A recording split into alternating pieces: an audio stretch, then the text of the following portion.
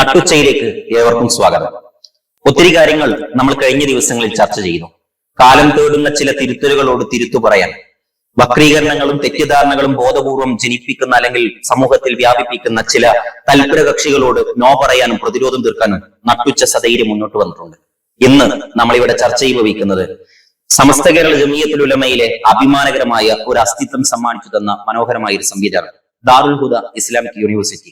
സംസ്ഥാനത്തിനകത്തും സംസ്ഥാന ഇതര സംസ്ഥാനങ്ങളിലും രാജ്യാന്തരങ്ങൾക്ക് അപ്പുറത്തും മനോഹരമായ വിദ്യാഭ്യാസ വിപ്ലവങ്ങൾ തൊട്ടും സമസ്ത കേരള ജമിയത്തുൽ ഉലമക്ക് മനോഹരമായ ഒരു അസ്തിത്വം രൂപപ്പെടുത്തിയും പേരും പെരുമയും സമ്മാനിച്ച മനോഹരമായ ഒരു സംവിധാനമാണ് ദാറുൽ ഹുദ എന്നതിൽ ആർക്കും തർക്കമില്ല. എന്നാൽ ആ സംവിധാനങ്ങളെയും ഈയിടെ ചിലർ ആക്രമിക്കുന്നുണ്ട്. ആ ആക്രമണത്തിന്റെ പിന്നിലും ചില താല്പര്യങ്ങളുണ്ട്. അതുകൊണ്ട് അത്തരം വിഷയങ്ങളിലേക്ക് ശ്രദ്ധ പോകേണ്ടതും അതിന്റെ നിജസ്ഥിതികളിലൂടെ നമുക്ക് കടന്നു പോകേണ്ടതും കാലഘട്ടത്തിന്റെ ആവശ്യമാണ്. തെറ്റിദ്ധാരണകളോട്, ബോധപൂർവം തെറ്റിദ്ധരിപ്പിക്കലുകളോട് നമുക്ക് ചില തിരുത്തുകൾ പറയേണ്ടതുണ്ട്. ആ ദൗത്യം ഇവിടെ നിർവഹിക്കുകയാണ്. നമുക്ക് മുന്നിൽ ഇന്ന് എത്തിച്ചേർന്നിരിക്കുന്നത് ബദറുദ്ദീൻ ഹുദവിയാണ്. അസ്സലാമു അലൈക്കും. എന്തൊക്കെയുണ്ട് വർത്താനം? സുഖം തന്നെയാണ്, അൽഹംദുലില്ലാഹ്. റാഹത്താണ്, ഉഷാറായി പോകുന്നു. ഏതായാലും ഇൻഷാ അല്ലാഹ് നമുക്ക് വിഷയത്തിലേക്ക് വരാം. ഞാൻ ആദ്യമായിട്ട് പറയാൻ ഉദ്ദേശിക്കുന്നത് ദാറുൽ ഹുദയുടെയോ ഒരു വിദ്യാർത്ഥി സംഘടനയായ ഹാദിയയുടെയോ ഒരു ഔദ്യോഗിക പ്രതിനിധിയായിട്ടൊന്നുമല്ല ഞാൻ ഇരിക്കുന്നത്. ഞാൻ ഏതെങ്കിലും തസ്തികകളിൽ ഇരിക്കുകയോ ഏതെങ്കിലും സ്ഥാനങ്ങൾ വഹിക്കുകയോ ചെയ്യുന്ന ആളല്ല. ഞാൻ പറയാൻ പോകുന്നത് എന്റെ ബോധ്യങ്ങളും എന്റെ കാഴ്ചപ്പാടുകളുമാണ്. അതെന്റെ തീർത്തും വ്യക്തിപരമായ ബോധ്യങ്ങളാണ് ഇവിടെ സംസാരിക്കാൻ ഉദ്ദേശിക്കുന്നുള്ളത്. ഇതിന്റെ ഉത്തരവാദിത്വം പൂർണ്ണാർത്ഥത്തിലും വ്യക്തിയിൽ നിക്ഷിപ്തമായ കാര്യമാണ്. ആയിക്കോട്ടെ, അതാണ് അതിന്റെ ഒരു ശരിയും. ആ ഒരു രീതിയിൽ നമുക്ക് പോകാം. ഇനി ഞാൻ പറയാം, കഴിഞ്ഞ ദിവസങ്ങളിലൊക്കെ വാഫി വിഷയങ്ങളിലോ മറ്റു വിഷയങ്ങളിലോ ഒക്കെ നമ്മൾ ചർച്ച ചെയ്തതിന്റെ ഭാഗമായിട്ട് എന്നെ വ്യക്തിപരമായി ആക്രമിക്കുന്നുണ്ട്. അതായത് ഞാൻ ഒരുപക്ഷെ സംഘടനയുടെ അല്ലെങ്കിൽ വാഫിയുടെ ഒക്കെ ഔദ്യോഗിക ഒരു പരിവേഷത്തിൽ വന്നിരുന്നെങ്കിൽ അതിന് നേരെ ആക്രമണം പോകും. അതില് ഞാൻ വ്യക്തിപരമായ ആക്രമണം വരും എന്ന് കരുതിയിട്ട് അത് പ്രതീക്ഷിച്ചിട്ട് തന്നെയാണ്. ഇപ്പോൾ നാട്ടിലെ യു പി സ്കൂളിൽ പരിപാടി ഉണ്ടായപ്പോൾ അതിൽ അനൗൺസ്മെന്റ് ചെയ്യാൻ ശ്രമിച്ചിരുന്നു. അപ്പൊ നമ്മള് നാട്ടില് ചെയ്യാവുന്ന നമ്മളൊക്കെ പഠിച്ച സ്ഥാപനം അർത്ഥത്തിൽ അവിടെ ചെല്ലുകയും അടുത്തൊരു ടീച്ചർ വന്നിട്ട് അടുത്തത് ഇന്നാളെ വിളിക്കണം എന്ന് പറയുന്ന ഒരാള് വീഡിയോ എടുത്തിട്ടുണ്ട്. വീഡിയോ എടുക്കുന്നത് ഒരു പക്ഷേ ആ നാട്ടില് നെല്ലിപ്പറമ്പ് എന്ന പ്രദേശത്ത് എന്നോട് ഈ വിഷയങ്ങൾ സജീവമായിട്ട് എവിടെയെങ്കിലും നമ്മളെ കൊത്തിവലിക്കാൻ കിട്ടുമെന്ന് നോക്കുന്ന ഒരു ഫേസ് ഉണ്ട്. അതല്ലെങ്കിൽ സെക്രട്ടറി ചെയ്യാൻ SKSUവിന്റെ മേഖലാ സെക്രട്ടറി ഉണ്ട്. അദ്ദേഹം ചെയ്യാൻ സാധ്യതയില്ല എന്നുള്ളതാണ്. കാരണം അദ്ദേഹത്തെ ഞാൻ അത്രത്തോളം അറിയാം.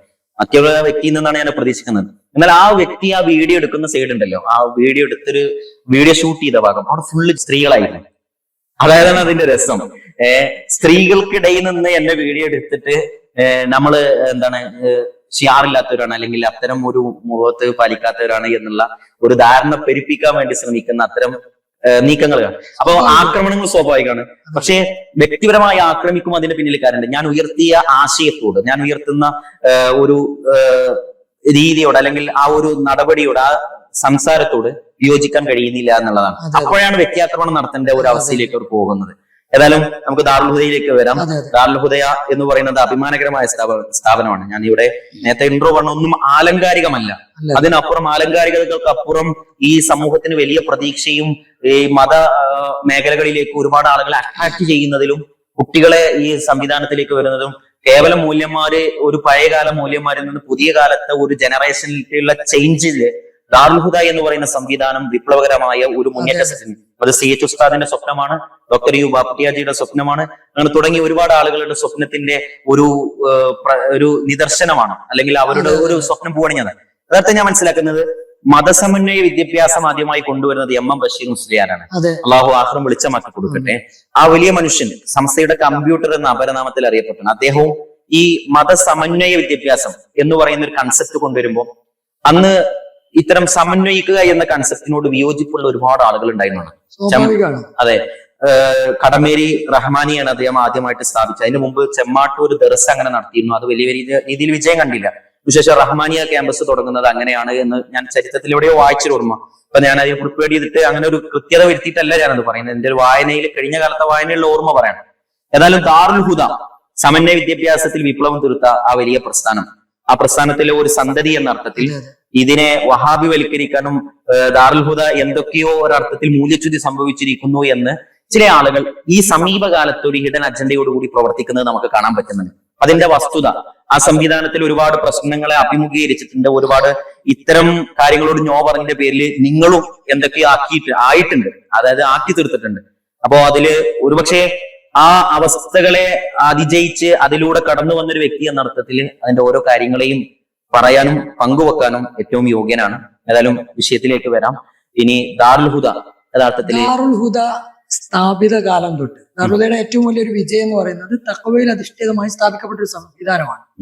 ബഹുമാനപ്പെട്ട മൗലാന ഹൈദ്രൂസ് ഉസ്താദിന്റെയും CH ഹൈദ്രൂസ് ഉസ്താദിന്റെയും ഡോക്ടർ യു വാപ്പുട്ടി ഹാജിയുടെയും MM ബഷീർ ഉസ്താദിന്റെയും ഇവരുടെ ഒരു സംഗമമായിരുന്നു ദാറുൽ ഹുദ. ചാപ്പനങ്ങാടി ബാപ്പു ഉസ്താദിന്റെ ശിഷ്യന്മാരുടെ സംഘമായിരുന്നു ദാറുൽ ഹുദ ഉണ്ടായേക്കാനുള്ള ഒരു കാരണം എന്ന് പറയപ്പെടുന്നത്. അതിന്റെ കൂടെ പാണക്കാട് സയ്യിദ് ഉമർ അലി ശിഹാബ് തങ്ങൾ എന്ന കാലത്തെ ഒരു ഇതിഹാസ പുരുഷന്റെ ഒരു സാന്നിധ്യം കൂടി ആ ഒരു തുടക്കം അത് വളരെയധികം നമുക്കൊക്കെ അഭിമാനത്തോടെ എടുത്തു പറയാൻ പറ്റുന്ന ഒരു തുടക്കമാണ്. പിന്നെ ദാറുൽ വരുന്ന ആരോപണങ്ങള്, വിമർശനങ്ങള് അതിന്റെ ആദ്യകാലം തൊട്ടേ, ആവിർഭാവ കാലം തൊട്ടേ ദാറുൽ ഹുദ അനുഭവിച്ചുകൊണ്ടിരിക്കുന്നുണ്ട്.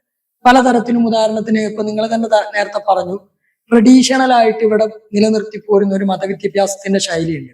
ആ ശൈലിയിൽ നിന്ന് മാറിയിട്ട് മറ്റൊരു ശൈലി ഇവിടെ ജനകീയമായി വരുന്നത് സ്വാഭാവികമായിട്ടും അന്നത്തെ പല പണ്ഡിതന്മാർക്ക് തന്നെ അതിലൊരു ആശങ്കകളും വിയോജിപ്പുകളൊക്കെ വന്നിട്ടുണ്ടാവാം.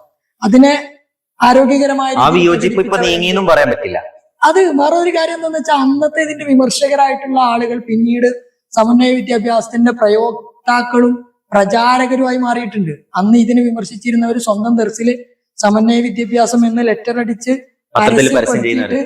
കുട്ടികൾ അഡ്മിഷൻ എടുക്കുന്ന കാലത്തില്ല. അത് അന്നത്തെ കാലത്തെ കാഴ്ചപ്പാടുകളുടെ വ്യത്യാസമാണ്, നമ്മൾ വിമർശിക്കേണ്ട കാര്യമൊന്നുമില്ല.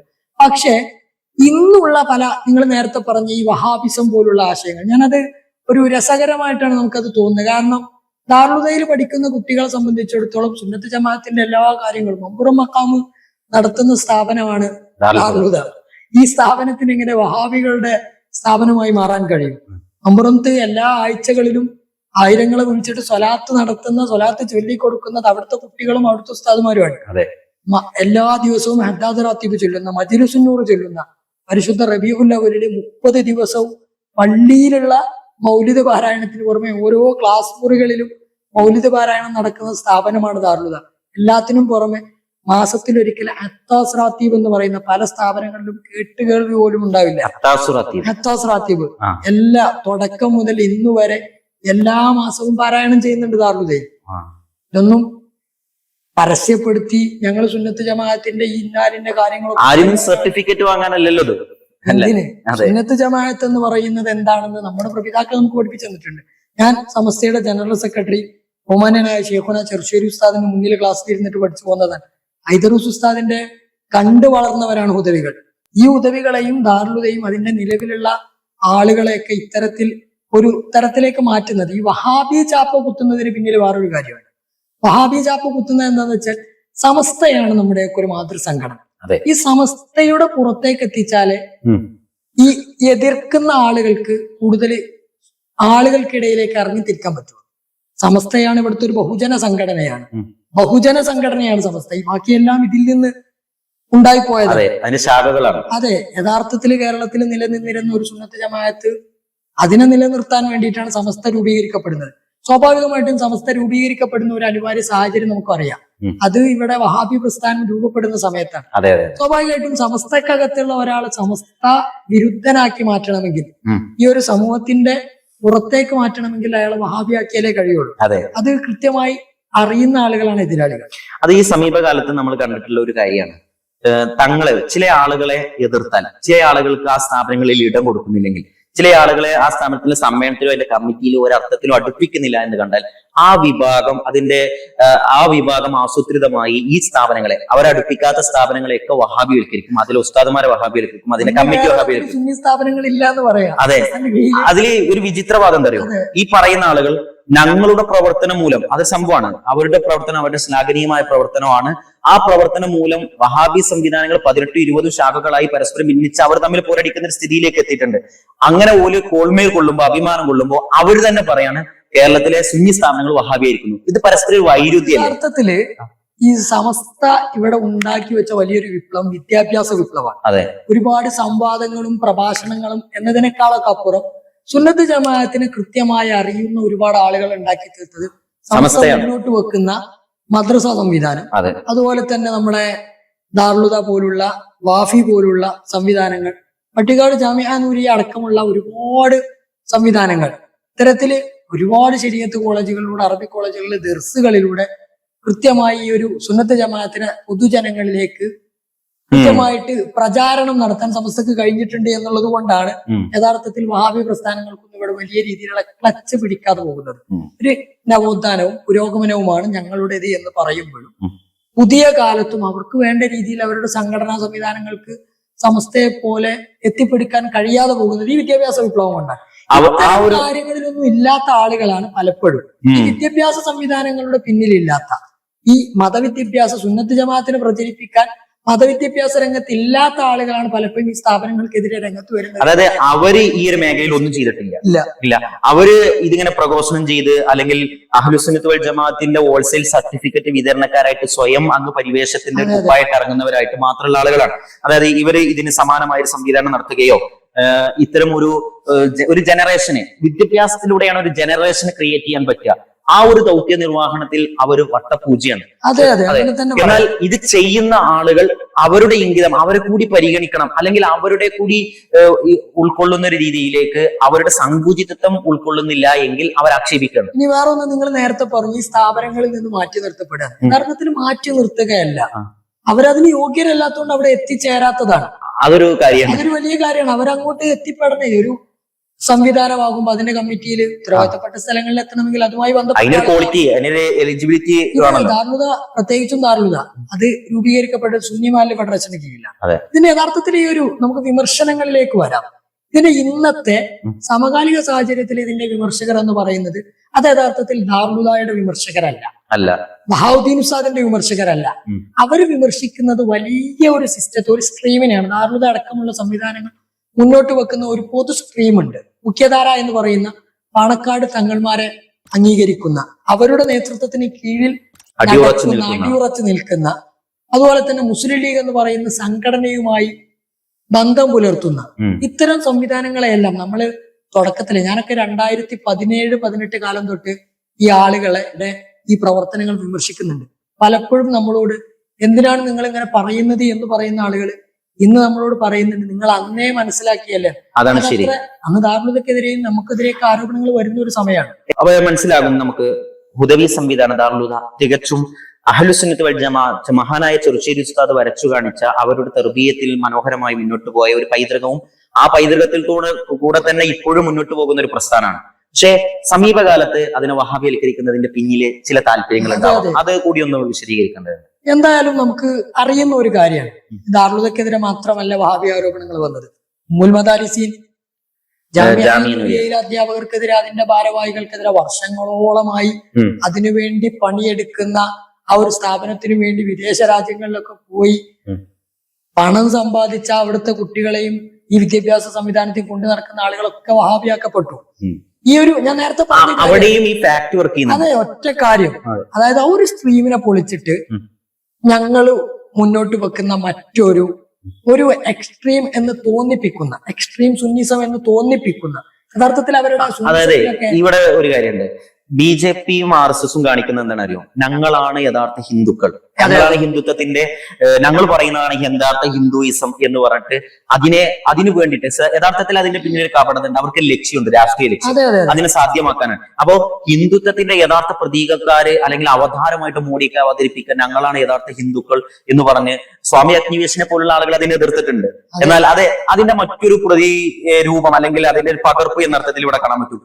ഞങ്ങൾ പറയുന്ന എക്സ്ട്രീമിസമാണ് അല്ലെങ്കിൽ 110 ഇവിടെ സുന്നി. അവരുടെ ജീവിതത്തിൽ ഇല്ല. അത് അങ്ങനെ ദാർലുദക്കെതിരെ വഹാബിസം ആരോപിക്കുന്ന പ്രധാനപ്പെട്ട, ഞാൻ അയാളുടെ ആരോപണങ്ങളിലേക്ക് പിന്നീട് വരാം. അയാളെ നമ്മൾ കാണുന്നത് എടവണ്ണയിലെ സലഫികളുടെ കേന്ദ്രമായ, അവരുടെ ആസ്ഥാനമായ, അവരുടെ വത്തിക്കാൻ എന്ന് വിളിക്കാവുന്ന ജാമിഅ നദ്വയിലാണ്. അതിന് സംഘടനാ തലത്തിൽ അവർ ന്യായീകരണങ്ങൾ ഇറക്കും. സംഘടനയുടെ പക്ഷത്ത് മറ്റുള്ളവരൊക്കെ വാബിയാക്കി തീർത്ത് അവര് മാത്രം സുന്നി നേതാക്കളായതുകൊണ്ട് അതിലുള്ള നിഷ്കളങ്കരായ അണികൾ അവർക്ക് മാത്രം ഒരു ഇളവും, ഞങ്ങളൊരു അതിര് വെക്കും, അതിനപ്പുറത്തേക്ക് നിങ്ങൾക്ക് പോകാൻ പറ്റും, ഞങ്ങൾ എവിടെയാണ്. ഇതാണ് അവരുടെ ഒരു വ്യാജമായ കപടമായ ഒരു എക്സ്ട്രീമിസം എന്ന് പറയുന്നത്. ഇതിനെ വിമർശിക്കുന്നവരെ എല്ലാം വഹാബികളാക്കി മാറ്റും. അവിടെയാണ് ഇവർ പറയുന്ന സുന്നിയെ സംരക്ഷിക്കാൻ അല്ലെങ്കിൽ സുന്നീസത്തെ ഇവർ പറയുന്ന രീതിയിൽ എവിടെയോ ഒരു സുന്നിക്ക് എന്തോ ഒരു പോറലേറ്റിരിക്കുന്നു എന്ന വാദമൊക്കെ ഇത് അവരുടെ ഒരു അജണ്ടയുണ്ട് ഇതിന്റെ പിറകിൽ. അതായത് ചിലരെ ആക്ഷേപിക്കാൻ, ചില സ്ഥാപനങ്ങളെ മാറ്റി നിർത്താൻ, ചിലർക്കു നേരെ തന്റെ വ്യക്തിപരമായ അല്ലെങ്കിൽ തങ്ങൾക്കു നേരെയുള്ള മാറ്റി നിർത്തലുകളെ പ്രതിരോധിക്കാനുള്ള ഒരു ആയുധമായി തീവ്ര സുന്നീസത്തെ മുന്നോട്ട് വെക്കണം. അല്ല സുന്നീസത്തോട് കമ്മിറ്റ്മെന്റ് ഉണ്ടായിട്ടല്ല. എത്രമാത്രം ഇങ്ങനെ കടന്ന് പുളകിതരാവുന്നുവോ അതിന് മാത്രം അവർ മാറ്റി നിർത്തപ്പെട്ടുകൊണ്ടേയിരിക്കും. ഒരു സ്ഥാപനത്തിൽ നിന്ന് മാറ്റി നിർത്തപ്പെട്ടവർ വീണ്ടും അത്തരം സ്ഥാപനങ്ങൾക്കെതിരെ വരുമ്പോൾ മറ്റുള്ള സ്ഥാപനങ്ങളിൽ നിന്ന് മാറ്റി നിർത്തപ്പെടുന്നത് ഒരു കാഴ്ചയായി, സ്ഥിരം കാഴ്ചയായി തങ്ങൾക്ക് വേണ്ടി തങ്ങൾ തന്നെ വേദി നിർമ്മിക്കുന്നിടത്തേക്ക് മാറിപ്പോയിട്ടുണ്ട്. അതെ, അതൊരു പ്രകൃതിയുടെ ഒരു പ്രതിഭാസമായിട്ട് മാറിക്കൊണ്ടിരിക്കുകയാണ്. ഏതായാലും ഈ ജാമ്യക്കെതിരെയുള്ള സമ്മേളനത്തില് അതുകൂടി നമ്മളൊന്ന് ഇവിടെ പറയേണ്ടത്. കാരണം ജാമ്യക്കെതിരെയുള്ള സമ്മേളനത്തിൽ യഥാർത്ഥത്തിൽ അഷ്കർ അലി ഫൈസി ഉസ്താദിന് എന്ത് നേട്ടം കിട്ടി ഈ ഒരു പ്രതിഷേധം? അദ്ദേഹത്തിന് സത്യം പറഞ്ഞാല് നിലവിലുണ്ടായിരുന്ന ഒരു ഇമേജിനെക്കാളും അദ്ദേഹത്തിന്റെ ഇമേജ് പൊതുസമൂഹത്തിൽ ഇടിഞ്ഞു വീഴുകയാണ് ചെയ്തിട്ടുള്ളത്. അദ്ദേഹത്തിന്റെ ശത്രുക്കൾ എന്ന് അവർ പറയുന്ന ആളുകളല്ല യഥാർത്ഥത്തിൽ ഇടിച്ചിട്ടുള്ളത്. ഞങ്ങൾ അദ്ദേഹത്തിന് വേണ്ടി വാദിക്കുന്നു എന്ന് പറഞ്ഞിട്ട് പെരിന്തൽമണ്ണയിൽ വളരെ മോശമായ ഒരു സ്ഥാപനത്തിനെതിരെ ഉത്തരവാദിത്തപ്പെട്ട സംഘടനാ സ്ഥാനങ്ങളിൽ ഇരിക്കുന്ന ആളുകൾ വന്നിട്ട് അലമുറയിടുകയാണ്.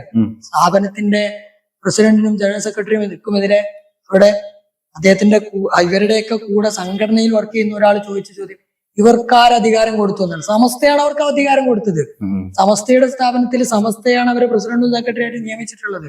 ഈ ആളുകളെ കുറിച്ച് ചോദിക്കുക, അവർക്കാരാണ് അധികാരം കൊടുത്തത്?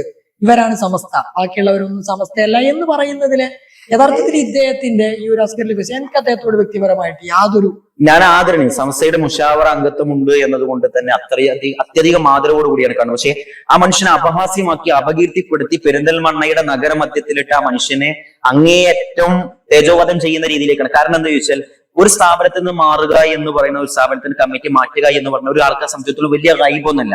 അത് ആ സ്ഥാപനത്തിലെ കമ്മിറ്റിയുമായി ചേർന്ന് പോകുന്നില്ലെങ്കിലും മറ്റുള്ള ഏത് വിഷയവുമാവാം. പിന്നെ കാരണം ചോദിച്ച് നാട്ടുകാർ പല ആളുകളും അദ്ദേഹത്തിന്റെ നാട്ടിലെ കാര്യങ്ങൾ അന്വേഷിച്ചു, ഇല്ലാ കഥകളും മറ്റുള്ളതൊക്കെ സമൂഹത്തിൽ ചർച്ചയിൽ ഭവിക്കുമ്പോൾ ആ മനുഷ്യനെ അപഹാസ്യമാക്കി എന്നല്ലാതെ ആ മനുഷ്യന് എന്തെങ്കിലും നേട്ടം കിട്ടിയോ? കോമഡി പറയുന്നത്, ഈ പരിപാടി അവിടെ സംഘടിപ്പിച്ചത് ATSA എന്ന് പറയുന്ന അൻവാർ തുലബ സ്റ്റുഡൻസ് അസോസിയേഷൻ, അദ്ദേഹത്തിന്റെ ദർസിലെ ശിഷ്യന്മാരാണെന്ന് പറഞ്ഞിരുന്നത്. നമ്മൾ ആ ഒരു പരിപാടിന്റെ ഒരു മെറിറ്റ്, അതിന്റെ ഒരു കാര്യം നമ്മൾ നോക്കുമ്പോൾ ഇവിടെ പ്രഭാഷണം നടത്തിയത് അത് ആ ആളുകൾ തന്നെ ആ പരിപാടിയുടെ മൊത്തത്തിൽ വഷളാക്കിയിട്ടുണ്ട്. കാരണം അവർ ഇതുവരെയുള്ള ഏതൊക്കെ സ്ഥാപനത്തിന്, സമസ്തയുടെ ഏതൊക്കെ സ്ഥാപനത്തിനെതിരെ അറ്റാക്ക് നടന്നിട്ടുണ്ടോ ഇവിടേക്ക് മുന്നണി പോരാളികളായി കൊടി പിടിച്ച് വന്ന ആളുകൾ തന്നെയാണ്. ഈ ആളുകളിൽ ഒരാള് മുമ്പ് ദാറുലുദക്കെതിരെ, നമ്മൾ വിഷയം ദാറുലുദ ആയതുകൊണ്ട് ഞാൻ അങ്ങോട്ട് തന്നെ വരികയാണ്. ദാറുലുദക്കും ദാറുലുദയുടെ പ്രോഡക്റ്റുകളായ ഉദവികൾക്കും ഹാദിയക്കും ദാറുലുദയുടെ മാനേജ്മെന്റിനും ഉസ്താദുമാർക്കും എതിരെയൊക്കെ വലിയ രീതിയിലുള്ള ഒരു അറ്റാക്ക് നടത്തിയിരുന്നു സംഘടനയുടെ പേര്. ഞാനൊക്കെ അതില് നേരിട്ട് ഇൻവോൾവ് ആയിട്ടുള്ള ആളാണ്. എന്താ ഞാൻ വിശദീകരിച്ചു തരാം. അതായത് ഒരു 2021 2021 അന്ന് വാഫി വിഷയം എയറിലില്ല. കൃത്യമായി ശ്രദ്ധിക്കണം. അവിടെ ഒരു കാര്യം പറയേണ്ടത്, വാഫി വിഷയം അല്ലെങ്കിൽ വാഫികൾ ആക്രമിക്കുന്നതിന് മുമ്പ് ദാറുലുദയെ ആക്രമിച്ചിട്ടുണ്ട്. അവിടെ ഒരു കാര്യം എന്താന്ന് വെച്ചാല്, വാഫി തുടങ്ങുന്നതിന് മുമ്പേ, അതായത് വാഫി പൊതുസമൂഹത്തിൽ ഒരു ജനകീയമാകുന്നതിന് മുമ്പേ പാണക്കാട് തങ്ങൾമാർക്ക് കീഴിൽ നടക്കുന്ന ഒരു സ്ഥാപനം, അതുപോലെ തന്നെ ഇവർക്ക് അവസരം കിട്ടാത്ത ഒരു സ്ഥാപനമായിട്ട് നിലനിൽക്കുന്നതാണ് ദാറുലുദ. അവിടെ ഒരു കാര്യം നമ്മൾ മനസ്സിലാക്കേണ്ടത്, വാഫി സംവിധാനങ്ങൾ ആക്രമിക്കുന്നതിന് മുമ്പേ നിങ്ങളെ ആക്രമിച്ചിട്ടുണ്ടെങ്കിൽ നിങ്ങൾ അതിനെ ചെറുത്തത് മഹാനായ ചെറുശ്ശേരി ഉസ്താദിന്റെ പിന്തുണ ഉണ്ടായിരുന്നു. മഹാനായ ബഹാവുദ്ദീൻ ഉസ്താദ് മുഷാവറ ഞങ്ങളെ സംബന്ധിച്ചിടത്തോളം പ്രസംഗത്തില് ഉസ്താദ് പറയുന്നുണ്ട്, എതിരാളികൾ എപ്പോഴും വേണം, ദാറുലുദക്ക് എപ്പോഴും എതിരാളികൾ ഉണ്ടായിക്കൊണ്ടിരിക്കും. ഇല്ലെങ്കിൽ 5-10 പൈസ കൊടുത്തിട്ട് തിരിച്ചിങ്ങോട്ട് അത് ആ അവസരത്തിലാണ്. ഓക്കെ, അതായത് ഞങ്ങളെ സംബന്ധിച്ചിടത്തോളം പ്രതിരോധിക്കാൻ ഇങ്ങനെ മുഷാവറയിൽ സത്യത്തെ നിജസ്ഥിതിയെ പറഞ്ഞു ബോധ്യപ്പെടുത്താൻ ഞങ്ങൾക്ക് അങ്ങനെ ഒരു പിൻബലമില്ലാതെ പോയി എന്നതാണ് ഒരു കാര്യം. അബ്ദുൽ ഹക്കീം ഫൈസി ആദർശേരി എന്ന് പറയുന്ന വാഫി സിസ്റ്റത്തിന്റെ ഒരു ഉപജ്ഞാതാവ്, അദ്ദേഹത്തെ സംബന്ധിച്ചിടത്തോളം സംഘടനാ റോളുകളിൽ വലിയ രീതിയിൽ പ്രാതിനിധ്യം ഉണ്ടായിരുന്ന ഒരാളല്ല. സ്വാഭാവികമായിട്ടും സമസ്തയുടെ സൂപ്പർ ബോഡി ആയിട്ടുള്ള മുഷാവറയിൽ പോലും അദ്ദേഹത്തിന് വലിയൊരു രീതിയിലുള്ള ഒരു സ്വാധീനമൊന്നും ഉണ്ടായിക്കൊള്ളുന്നില്ല. അവിടെ അത്തരത്തിലുള്ള ചർച്ചകൾ നടക്കുമ്പോൾ പ്രൊട്ടക്ട് ചെയ്ത് നിൽക്കണം എന്ന് നിർബന്ധമുള്ള ആളുകളൊന്നും അവിടെ ഉണ്ടാവാത്തത് കൊണ്ടായിരിക്കാം അത്തരത്തിലുള്ള ദുഷ്പ്രവർത്തികളിൽ സമസ്തയുടെ മുഷാവറെ തെറ്റിദ്ധരിപ്പിക്കുമ്പോൾ അത് ഇന്നതാണെന്ന് പറഞ്ഞു കൊടുക്കാൻ അങ്ങനെ ഒരു ചാനൽ ഉണ്ടായിരുന്നില്ല. പക്ഷെ ദാറുലുദക്ക് നേരെ തെറ്റിദ്ധാരണ വരുമ്പോ അവിടെ ബഹാവുദ്ദീൻ ഉസ്താദിന്റെ നേരിട്ട് ഇടപെടാൻ കഴിയുന്ന ആളുകൾ ഉണ്ടായി എന്നുള്ളതാണ്. പിന്നെ ചെറുശ്ശേരി ഉസ്താദിന്റെ കാലത്ത് തന്നെ, പക്ഷെ ഉസ്താദ് അവിടെ ഉള്ള സമയത്ത് ഒരിക്കലും അവർക്കത് ചെയ്യാൻ കഴിയുമായിരുന്നില്ല. കാരണം ഉസ്താദാണ് അന്നത്തെ സമസ്തയുടെ സുപ്പീരിയർ പവർ. superior power എന്ന് പറയുന്നത്. ഏതായാലും നമുക്ക് ആ വാഫികളെ ആക്രമിക്കുന്നതിന് മുമ്പുണ്ടായിരുന്ന ദാറുൽഹുദയെ ആക്രമിച്ച കഥയിലേക്ക് പോകാം. ഒരിക്കല് ദാറുൽഹുദയുടെ സ്ഥാപന മേധാവികൾക്കെതിരെ ഹാദിയക്കെതിരെയൊക്കെ ഒരു ഫേസ്ബുക്ക് പോസ്റ്റിലൂടെ, ഞാൻ ആ പേര് ഓർക്കുന്നു, AB വാജിദ് മലപ്പുറ എന്ന് പറയുന്ന ഒരു ഫേക്ക് അക്കൗണ്ടാണ്. AB വാജിദ് മലപ്പുറ ഇന്നുവരെ കേട്ടുകേൾവിയില്ലാത്ത പലതരം ആരോപണങ്ങളാണ്. ഈ ആരോപണങ്ങൾ വന്നപ്പോൾ സ്വാഭാവികമായിട്ടും നമുക്ക് അതിന്റെ പിന്നിൽ ആരാ നോക്കണമെന്ന് തോന്നി. ഏത് തരത്തിലുള്ള ആരോപണങ്ങളായിരുന്നു? അത് സാമ്പത്തികമായിട്ടുള്ള വിഷയങ്ങളുണ്ട്. ദാറുൽഹുദയുടെ ഒരു പ്രത്യേകത, അവിടെ നിന്ന് പിരിവിന് പോകുന്ന ആളുകള് അതിന് കമ്മീഷൻ പോലും കൊടുക്കാറില്ല. ഇല്ല, കൊടുക്കൂല എന്ന് മാത്രമല്ല വാങ്ങൂല. വാങ്ങാത്ത ആളുകളെ പോകാറുള്ളൂ. അത് CH ഐദ്രൂസ് ഉസ്താദിന്റെ സ്ഥാപനമാണ്. അത്രമാത്രം സൂക്ഷ്മത പുലർത്തുന്ന, അങ്ങനെ തന്നെ നിലനിന്ന് പോരുന്ന. അതുപോലെ തന്നെ കുർത്തുബ ഇൻസ്റ്റിറ്റ്യൂട്ടിനെതിരെ അവിടുത്തെ കമ്മിറ്റിയിൽ ജമാഅത്ത് ഇസ്ലാമിക്കാരുണ്ട് എന്നൊക്കെ പറഞ്ഞിട്ടുള്ള. അപ്പൊ നമ്മളെ സ്വാഭാവികമായിട്ടും കുറച്ചൊക്കെ ടെക്നിക്കലി ഇതുമായി ബന്ധപ്പെടാൻ കഴിയുന്ന ആളുകൾ അക്കൗണ്ടിന് പിന്നാലെ പോയി. അത് സൗദി അറേബ്യയിലെ അബ്ഹ എന്ന് പറയുന്ന സ്ഥലത്ത് ജോലി ചെയ്യുന്ന സാധാരണക്കാരനായ ഒരു മനുഷ്യൻ, മുമ്പൊക്കെ SKSFന്റെ സൈബർ വിങ്ങിലൊക്കെ എന്തോ ഒരു റോള് വഹിച്ചിട്ടുണ്ടെന്ന് തോന്നുന്നു. അദ്ദേഹത്തെ എനിക്ക് 2017-18 കാലം തൊട്ടേ നമ്മൾ അദ്ദേഹത്തെ സോഷ്യൽ മീഡിയയിൽ കാണുന്നുണ്ട്. അദ്ദേഹം ഈ ഒരു സമസ്ത ഷജറത്ത് തൊയ്ബ, അതാണ് ഷജറ എന്ന പേര് വരാനുള്ള ഒരു കാരണം, ആ ഒരു അക്കൗണ്ട് രൂപീകരിച്ചിട്ട് അവരുടെ പ്രവർത്തനങ്ങൾ തുടങ്ങുന്ന കാലം തൊട്ട് ഇതിന്റെ ഒരു പിന്നണി പോരാളി. അദ്ദേഹത്തിന് ഒരു കാര്യം ഉറപ്പാണ്, അത്തരത്തിലൊരു പോസ്റ്റ് സ്വന്തമായിട്ട് എഴുതി ഉണ്ടാക്കാൻ അയാൾക്ക് കഴിയില്ല. അവിടെ ദാറുൽഹുദയെ സ്നേഹിക്കുന്ന 1-2 ആൾ നമ്മൾ ഈ ഒരു വിവരം പുറത്തു വിട്ടു, ഇദ്ദേഹമാണ് ഇതിന് പിന്നിൽ എന്നുള്ളത്. അദ്ദേഹത്തിന്റെ ഫോൺ നമ്പറും കാര്യങ്ങളൊക്കെ ട്രേസ് ചെയ്ത് അദ്ദേഹമുള്ള സ്ഥലത്ത് ഏതോ ആളുകൾ, ആരാന്ന് എനിക്ക് വ്യക്തിപരമായിട്ട് അറിയില്ല, ചെന്ന് അദ്ദേഹത്തിന്റെ ഫോണ് കാര്യങ്ങളൊക്കെ പരിശോധിക്കലും അദ്ദേഹത്തെ ചോദ്യം ചെയ്യലൊക്കെ ചെയ്തിട്ടുണ്ടായിരുന്നു. അതിന്റെ ശരി തെറ്റുകളിലേക്ക് പോകുന്നതിനപ്പുറം അന്ന് നമുക്ക് ബോധ്യപ്പെട്ട ഒരു കാര്യം, ഇതെല്ലാം വരുന്നത് തലപ്പത്ത് നിന്നാണ്. ഇവർക്കൊരു തലപ്പ്, ഇവർക്കൊരു തലയുണ്ട്. ആ തലയിൽ നിന്നാണ് കിങ് എന്ന് പറയുന്ന കിങ് കോബ്ര, കരിമൂർക്കൻ പ്രയോഗമൊക്കെ നടത്തിയ അതേ മനുഷ്യൻ, അദ്ദേഹത്തിൽ നിന്നാണ് ഇതിന്റെ ഒരു തുടക്കം എന്ന് പറയുന്നത്.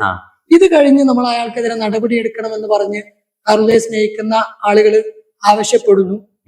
SIC അദ്ദേഹത്തിനെതിരെ, അദ്ദേഹം ഒരു SICയുടെ ഒരു പ്രാദേശിക കമ്മിറ്റിയിൽ അംഗത്വമുള്ള ആളാണ്, അദ്ദേഹത്തിനെതിരെ നടപടിക്ക് ഒരുങ്ങും. അതായത് ഈ ഗൾഫിലുള്ള ആൾക്കെതിരെ. അതെ, SIC ആണ് ആ അക്കൗണ്ടിന്റെ ഉടമക്കെതിരെ, അയാളാണ് ഇതിന്റെ ഉടമ എന്നുള്ള നിലയിൽ അയാൾക്കെതിരെ നടപടി ആരോപിക്കും. കേരളത്തിൽ നിന്ന് 2 പേർ വിളിച്ച നടപടിയെ മരവിപ്പിക്കുന്നു. ആരാണ് 2 പേര്? ഒന്ന് അബ്ദുൽ ഹമീദ് ഫൈസി അമ്പലക്കടവാണ്, ഒന്ന് സമസ്തയുടെ മാനേജർ പോസ്റ്റിലിരിക്കുന്ന, വിദ്യാഭ്യാസ ബോർഡിന്റെ മാനേജർ പോസ്റ്റിലിരിക്കുന്ന മോയിൻകുട്ടി മാസ്റ്ററാണ്.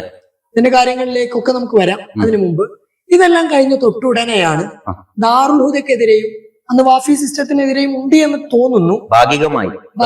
പക്ഷെ വലിയ രീതിയിലൊരു ഭീമമായ കുറ്റപത്രം സമർപ്പിക്കപ്പെടുന്നു. ദാറുൽഹുദക്കെതിരെ കുറ്റപത്രം സമർപ്പിക്കുന്നു. ദാറുൽഹുദക്കെതിരെ, ഉദവിമാർക്കെതിരെ, ആദിയക്കെതിരെ, ദാറുൽഹുദയുടെ ഉസ്താദുമാർക്കെതിരെ, ബഹാവുദ്ദീൻ ഉസ്താദിനെതിരെ.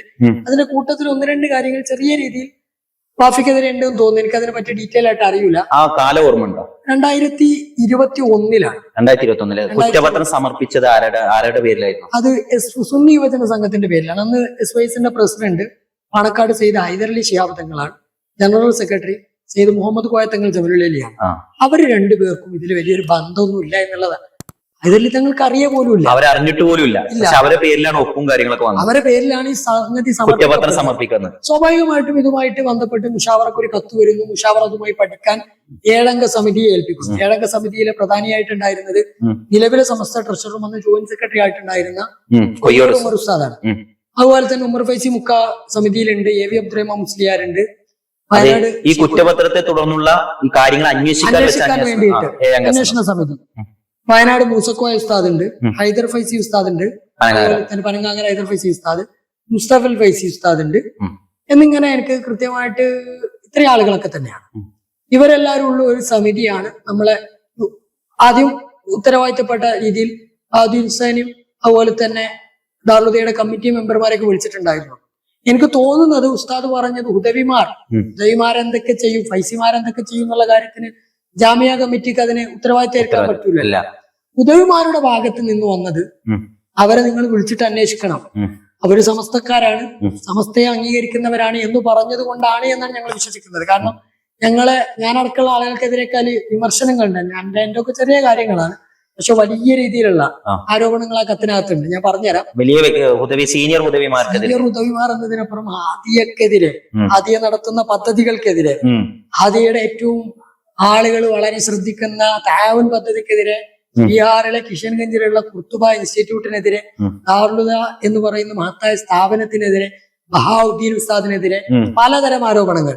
ഇതെല്ലാം സോഷ്യൽ മീഡിയയിലൊക്കെ കിടന്നിട്ട് സമസ്തയുടെ മുഷാവറ SYSന്റെ ഉത്തരവാദിത്തപ്പെട്ട സ്ഥാനത്തിരിക്കുന്ന ആളുകളൊക്കെ നമുക്കറിയാം.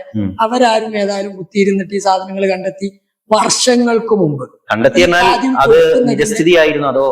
പറഞ്ഞുതരാം. 8 വർഷങ്ങൾക്ക് മുമ്പൊക്കെ സംഭവിച്ച കാര്യം, പലതും സംഭവിച്ച കാര്യങ്ങളാണ്. പക്ഷെ അതിനെ വക്രീകരിച്ചുകൊണ്ടാണ് കത്തില് അവരുടെ വക ഒരു വിശദീകരണം ഉണ്ടാവും. സ്ക്രീൻഷോട്ടുകളുടെ പുറമെ അവരുടെ വക മറ്റൊരു തരത്തിലുള്ള വിശദീകരണം, വ്യാഖ്യാനങ്ങൾ. ആ വ്യാഖ്യാനങ്ങൾ സഹിതാണ് വലിയ രീതിയിലുള്ള ഒരു സാധനം. അങ്ങനെ ഇത് കുറ്റപത്രം സമർപ്പിക്കപ്പെടുന്നു. സ്വാഭാവികമായിട്ടും അന്വേഷണത്തിന്റെ ഭാഗം എന്ന നിലയിൽ നമ്മൾ ഉദവിമാരെ വിളിക്കപ്പെടുന്നു. വലിയൊരു സംഘം തന്നെ അന്ന് അവിടെ പങ്കെടുത്തിട്ട് നമുക്ക് പറയാനുള്ളത് കൃത്യമായിട്ട് കേൾക്കാൻ അന്ന് ഉസ്താദുമാര് മനസ്സ് കാണിച്ചു. സത്യസന്ധമായി പറയാം. ഈ ഏഴംഗ സംഘം കൊയ്യോടുസാന്റെ നേതൃത്വത്തിലുള്ള ആളുകളാണ്. അവര് നമുക്ക് പറയാനുള്ളതെല്ലാം കേട്ടു. നമ്മളുടെ ഭാഗത്ത് നിന്നുള്ള കാര്യങ്ങൾക്ക് തെറ്റു വന്നു എന്ന് തോന്നുന്നുവെങ്കിൽ അവരത് തിരുത്തി തരാനും കാര്യങ്ങളൊക്കെ മുന്നിൽ നിന്നിട്ടുണ്ടായിരുന്നു. പക്ഷെ അന്ന് അവിടെ ആരോപിക്കപ്പെട്ട കാര്യങ്ങളിൽ വലിയൊരു ശതമാനവും വെറും ആരോപണങ്ങളാണ്.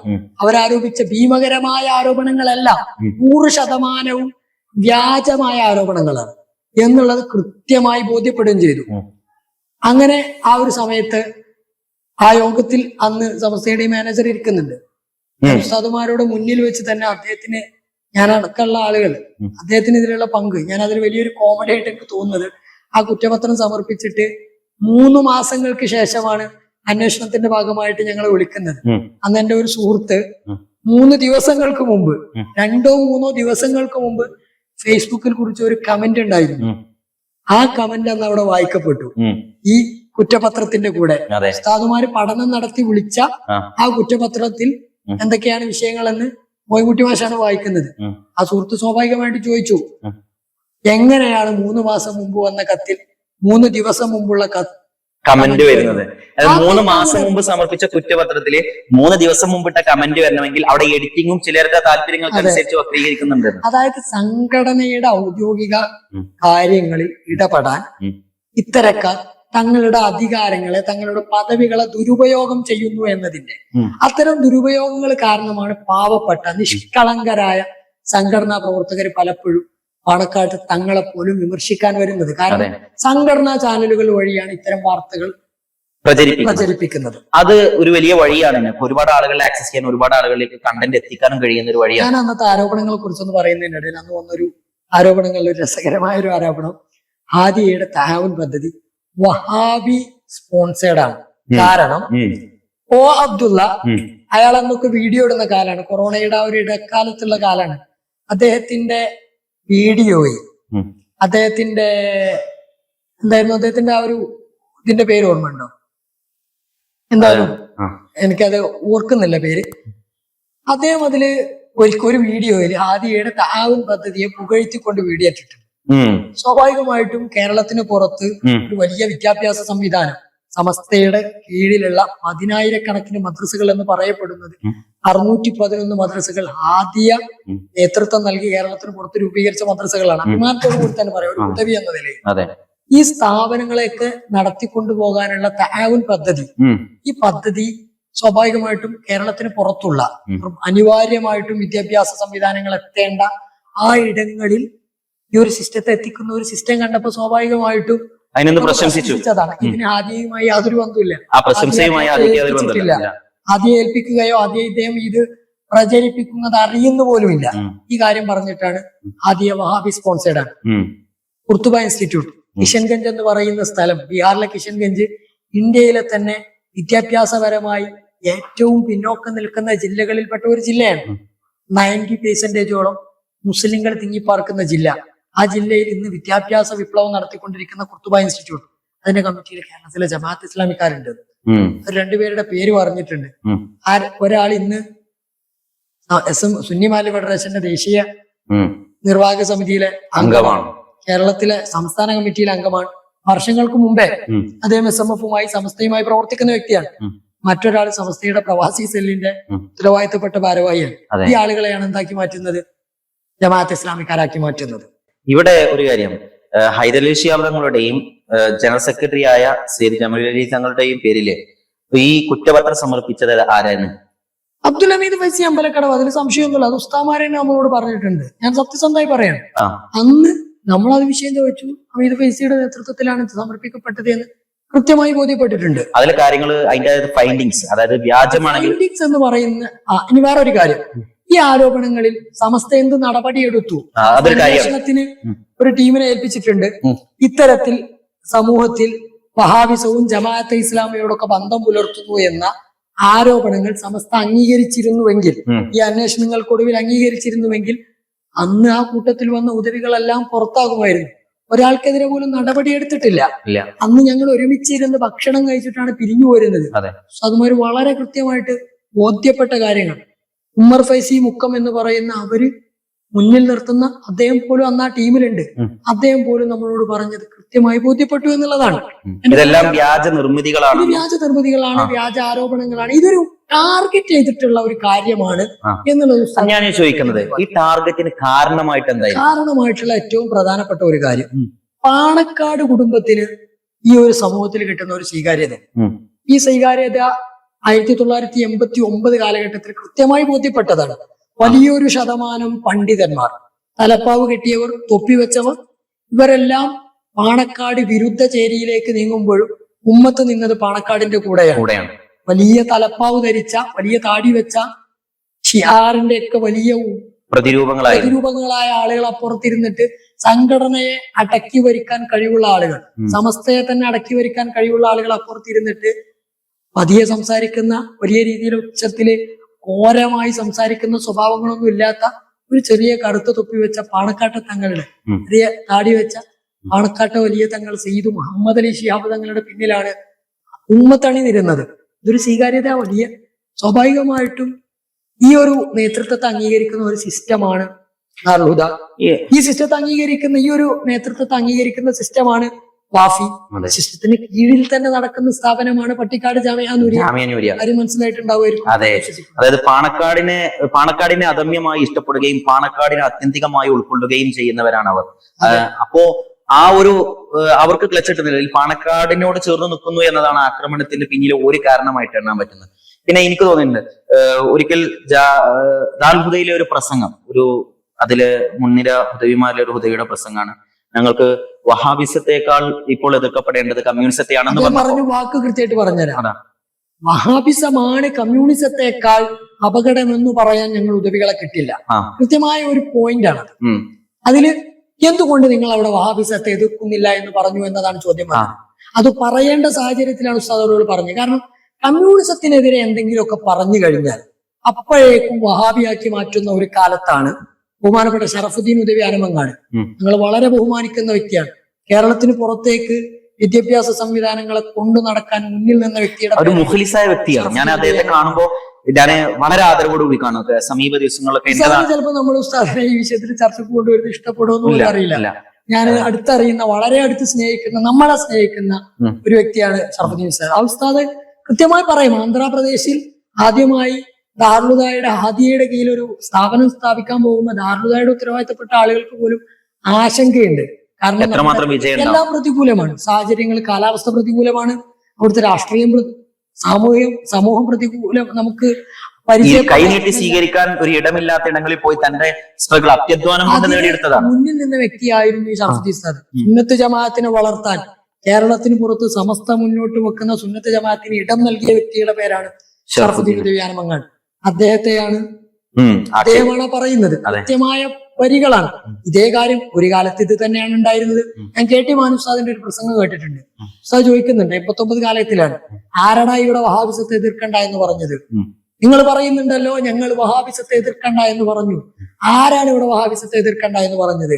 കമ്മ്യൂണിസ്റ്റ് പാർട്ടിയെ പറഞ്ഞാൽ അവൻ വഹാബിയായി മാറുമോ എന്നൊക്കെ വർഷങ്ങൾക്ക് മുമ്പുള്ളതാണ്. അതേ പ്രസംഗം ഇന്ന് വളരെ പ്രസക്തമായ ഒരു കാലത്ത് അതെ, കമ്മ്യൂണിസ്റ്റ് പാർട്ടിയെ കുറിച്ചോ അതിനെക്കുറിച്ച് വഹാബുദ്ദീൻ ഉസ്താദ് എന്തോ ഒരു സമയത്ത് ഒരു ലേഖനം എഴുതുന്നു. അത് സുപ്രഭാതത്തിന്റെ ചീഫ് എഡിറ്ററുടെ ലേഖനം, സുപ്രഭാതം പത്രത്തിലെ ഉത്തരവാദിത്തപ്പെട്ട സ്ഥാനങ്ങളിൽ ഇരിക്കുന്ന ആളുകൾ വഹാബുദ്ദീൻ ഉസ്താദിന്റെ ലേഖനം തഴയുന്നു. ഇല്ലാത്ത ഒരു ലേഖനം സമസ്ത പ്രസിഡന്റിന്റെ പേരിൽ അടിച്ചിറക്കുന്നു. കാരണം പറഞ്ഞ് സമസ്ത പ്രസിഡന്റിന്റെ ലേഖനം കൊടുക്കണം എന്നാണ്. അന്ന് എന്തിനാണ് ഇവര് ഈ കമ്മ്യൂണിസത്തിനോട് ഇത്രമാത്രം താതാത്മ്യപ്പെട്ട് നിൽക്കുന്നതിന്റെ പിന്നിൽ? കമ്മ്യൂണിസത്തോടുള്ള ഒരു കാര്യം എന്ന് പറഞ്ഞാൽ അവർക്ക് കമ്മ്യൂണിസത്തോട് താല്പര്യമുള്ളതുകൊണ്ടാണ് എന്ന് ഞാൻ വിശ്വസിക്കുന്നില്ല. അതെ. കാരണം അവ നമ്മുടെ ഒരു മതത്തിനപ്പുറത്തുള്ള ഒരു കാര്യമാണ്. അതെ, വിയോജിപ്പുണ്ട്. പാർട്ടിയുടെ ഏറ്റവും വലിയ ഒരു അജണ്ട എന്ന് പറയുന്നത് വൈരുദ്ധ്യാധിഷ്ഠിത ഭൗതികവാദത്തിൽ വിശ്വസിക്കുന്ന ആളുകളെ ഉണ്ടാക്കിയെടുക്കുക എന്നുള്ളതാണ്. അതിനോട് അവർക്ക് താല്പര്യം ഉണ്ട് എന്ന് എനിക്ക് തോന്നുന്നില്ല. പക്ഷെ അവർ മുസ്ലിം ലീഗിനെയും പാണക്കാട് കുടുംബത്തെയും എതിർക്കാൻ കൂട്ടുചേർക്കാൻ പറ്റുന്ന ആളുകളാണ്. മുമ്പൊരു കാലത്ത് നമ്മൾ അരിവാൾ സുന്നികൾ എന്ന് വിളിച്ചിരുന്ന ഒരു വിഭാഗം ഉണ്ടായിരുന്നു. ആ വിളിക്കാൻ മുന്നിൽ നിന്ന ആളുകൾ ഇന്ന് ആ വിളിക്കപ്പെടേണ്ട രീതിയിലേക്കായി മാറിയിട്ടുണ്ട് എന്നുള്ളത് മറ്റൊരു സത്യം. ടീം സമസ്ത പൊന്നാനെന്നും നമ്മൾ ആരും മറന്നിട്ടില്ല. അതിനൊക്കെ മുന്നിൽ നിന്നതാരാണ് എന്നുള്ളതൊക്കെ നമുക്ക് കൃത്യമായിട്ട് അറിയാം. ഇത് സമസ്തക്കകത്ത് ഈ ഒരു സ്ട്രീമിന്റെ കൂടെ നിൽക്കുന്നവരെല്ലാം വഹാബികളാക്കുന്നു. അതുകൊണ്ട് തന്നെ കമ്മ്യൂണിസത്തെ എതിർക്കുന്നവരെല്ലാം, ഞാൻ ഒറ്റ ഉദാഹരണം കൂടി ഞാൻ പറയാൻ ഉദ്ദേശിക്കുന്നത്, സുന്നി മഹല്ല് ഫെഡറേഷൻ എന്ന് പറയുന്ന മഹല്ല് സംവിധാനങ്ങളുടെ ഒരു കേന്ദ്രം, അത് നമ്മുടെ ഒരു സംവിധാനങ്ങളുടെയൊക്കെ ഏറ്റവും പ്രധാനപ്പെട്ട ഒരു പ്രാദേശിക ലെവലിൽ നമ്മുടെ ഈ സുന്നത്ത് ജമാഅത്തിന്റെ കേന്ദ്രം എന്ന് പറയുന്നത് മഹല്ലുകൾ തന്നെയാണ്. ഈ മഹല്ലുകളുടെ ഒരു കോർഡിനേഷനാണ് സുന്നി മഹല്ല് ഫെഡറേഷൻ. സുന്നി മഹല്ല് ഫെഡറേഷന്റെ കീഴിലാണ് സമസ്ത കേരള ജംഇയ്യത്തുൽ ഖുത്തബ രൂപീകരിക്കപ്പെടുന്നത്. ജംഇയ്യത്തുൽ ഖുത്തബയുടെ ഒരു മീറ്റിംഗിൽ ഒരിക്കല് കമ്മ്യൂണിസത്തിനെതിരെ, ലിബറലിസത്തിനെതിരെ ഒരു ക്യാമ്പയിൻ സംഘടിപ്പിക്കാൻ, മഹല്ലുകൾ തോറും ക്യാമ്പയിൻ സംഘടിപ്പിക്കാൻ തീരുമാനമെടുക്കുന്നു. സമീപകാലത്താണോ? ഒരു 3-4 വർഷങ്ങൾക്ക് മുമ്പ്, കൃത്യമായി 2020-2021 ആ ഒരു കാലത്ത് തന്നെയാണ്. ഈ ഒരു സമയത്ത് പിറ്റേ ദിവസം ഒരാളുടെ ഫേസ്ബുക്കിൽ ഒരു പോസ്റ്റ് വരുന്നു. അത് പേര് മറച്ചു വെക്കണം, നട്ടുച്ചക്ക് നമ്മൾ എന്തിനു മറച്ചു വെക്കണം. അബ്ദുൽ ഹമീദ് ഫൈസി അമ്പലക്കടവ്, അദ്ദേഹം കൃത്യസമയത്ത് പോസ്റ്റ് ഇടുന്നു, എന്തായിരുന്നു അവതാര പിറവി എടുക്കുന്നു.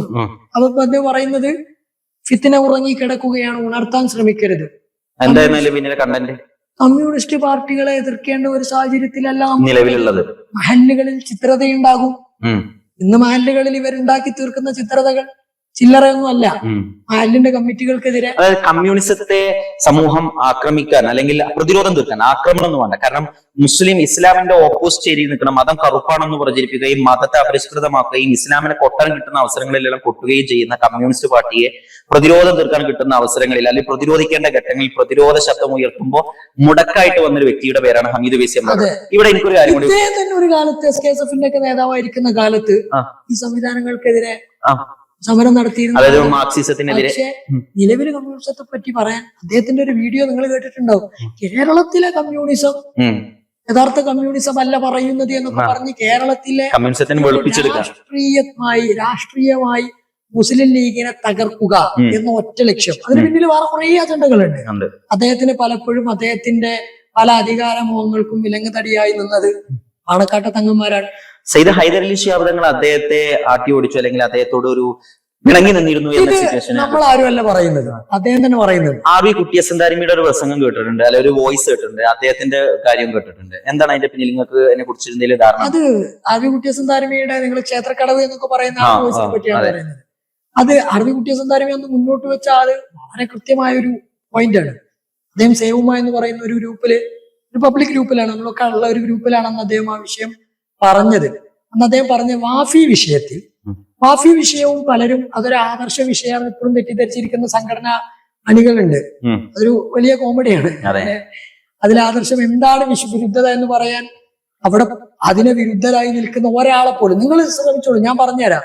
ഈ നട്ടുച്ചയിലേക്ക് ഈ വാഫി വിഷയത്തിനെ എതിർക്കുന്ന വാഫിയിൽ നിന്ന് തന്നെ പഠിച്ച് പുറത്തിറങ്ങിയ ആൾക്കാരുണ്ട്. നിങ്ങൾ വിളിച്ചോളൂ, അവര് വരൂല. ഞാനൊരു ഉദാഹരണം പറയാം. എന്റെ ഫോണില് ഞാനിപ്പോ നിങ്ങൾ യാദൃശ്ചികമായിട്ട് പറഞ്ഞപ്പോഴാണ്, ഞങ്ങള് സെനായിയുടെ അലുമിനി പ്രസിഡന്റ് ആണ് തോന്നുന്നു, അദ്ദേഹം പാണക്കാട്ടുകാരനാണ്. അദ്ദേഹത്തെ ഞാൻ വിളിച്ചു. അദ്ദേഹം എനിക്ക് ശേഷം ഞാൻ പഠിച്ച പാങ്ങ് വഫ ക്യാമ്പസിൽ വന്ന വ്യക്തിയാണ്. അപ്പൊ അദ്ദേഹത്തോട് നിങ്ങൾ പറഞ്ഞ മുമ്പ് പോയിട്ടുണ്ട്, ഞങ്ങളെ സീനിയർ ആയിട്ട് ആ സ്ഥാപനത്തിൽ പഠിച്ചിരുന്ന ഒരാളാണ്. ഞാൻ പോയിന് ശേഷം നിങ്ങൾ അവിടെ വരുന്നതൊക്കെ പറഞ്ഞ് ബോധ്യപ്പെടുത്തി. ഞാൻ ഇന്ന വിഷയത്തിൽ നട്ടുച്ച നമുക്ക് ചർച്ച നടത്തിയാലോ. അതായത് വാഫി സംവിധാനത്തിൽ വഹാബിസം ഉണ്ട് എന്നതാണ് ഏറ്റവും അപകടകരമായ വാദം. അപ്പൊ അത് ഇല്ല എന്ന് സ്ഥാപിക്കാൻ ഞാൻ ഒരുക്കമാണ് ആ സംവിധാനത്തിന്റെ പ്രൊട്ടക്ട് എന്ന അർത്ഥത്തിൽ. എന്നാൽ ഉണ്ട് എന്ന് സ്ഥാപിക്കാൻ അത് ആരോപിച്ച ആ ആരോപണത്തെ ശരിവെച്ച് പുറത്തു നിൽക്കുന്ന നിങ്ങൾ വരാമോ എന്ന് ചോദിച്ചപ്പോ അദ്ദേഹം പറഞ്ഞു സമസ്ത തീർപ്പ് കൽപ്പിച്ച ഒരു കാര്യത്തിൽ ഞാനില്ല. കാര്യങ്ങൾ ചോദിച്ചിരുന്നോന്ന് അറിയില്ല.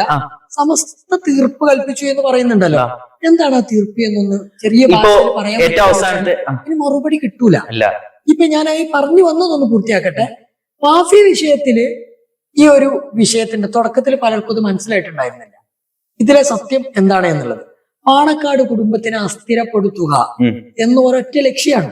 പാണക്കാടിനൊപ്പം നിൽക്കുന്ന ആളുകളെ അപ്പൊ വാഫിയിൽ ഒതുങ്ങിയില്ല. അന്ന് ചേകന്നൂർ സുബൈർ ഉദവി അദ്ദേഹത്തിന്റെ ഒരു വാട്സപ്പിൽ ഒരു ഗ്രൂപ്പിലിട്ട് കമന്റ് ഒരു വലിയ ആഘോഷം.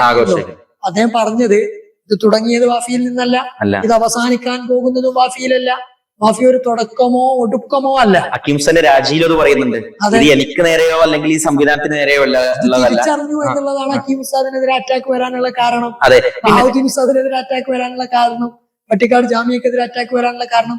ഇത് ആളുകൾ തിരിച്ചറിയും തോറും തിരിച്ചറിഞ്ഞത് പറയുന്നവരെയെല്ലാം വഹാബികളാക്കി മാറ്റും. നല്ലൊരു പേരുണ്ട് സുഹാബി. സുഹാബി. ആദ്യം സുന്നി പ്ലസ് വഹാബിയാണെന്ന് ഒരാൾ പറഞ്ഞിരുന്നത്, വേറൊരാൾ അതിന് പേരിട്ടത്